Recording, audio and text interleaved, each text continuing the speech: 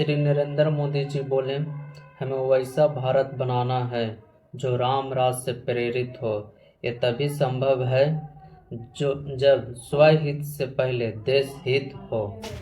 21वीं सदी का आने वाला समय बहुत महत्वपूर्ण है। आजादी के बाद के 70 साल में भारत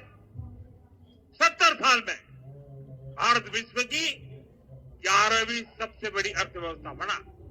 70 साल में 11वीं। लेकिन पिछले 11 साल में ही भारत विश्व की 5वीं सबसे बड़ी अर्थव्यवस्था बन चुका है। और वो दिन दूर नहीं जब भारत विश्व की 3री सबसे बड़ी अर्थव्यवस्था भी बन जाएगा। आने वाला समय नए अवसरों का है, नई संभावनाओं का है। और इस अहम कालखंड में भी भगवान राम के विचार ही हमारी प्रेरणा बनेंगे। जब श्री राम के सामने रावण विजय जैसा विशाल लक्ष्य था, तब उन्होंने कहा था, सौरज धीरज ते ही रथ चाका, सत्यशील दृढ़ ध्वज पताका, बल विवेक दम परहित गोरे, क्षमा कृपा समता रजु जोरे।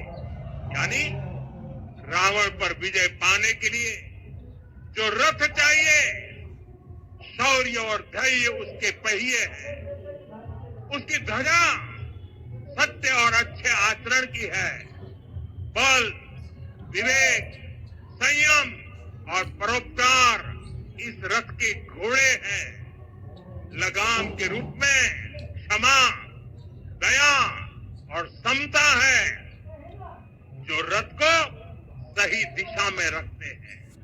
साथियों, विकसित भारत की यात्रा को गति देने के लिए ऐसा ही रथ चाहिए, ऐसा रथ जिसके पहिए शौर्य और धैर्य हो, दृढ़ता से डटे रहने का धैर्य भी हो, ऐसा रथ जिसकी ध्वजा सत्य और सर्वोच्च आचरण हो, यानी नीति नियत और नैतिकता से समझौता कभी न हो, ऐसा रथ जिसके घोड़े बल विवेक संयम और परोपकार हो, यानी शक्ति भी हो, बुद्धि भी हो, अनुशासन भी हो और दूसरों के हित का भाव भी हो, ऐसा रथ जिसकी लगाम क्षमा करुणा और संभाव हो, यानी जहां सफलता का अहंकार नहीं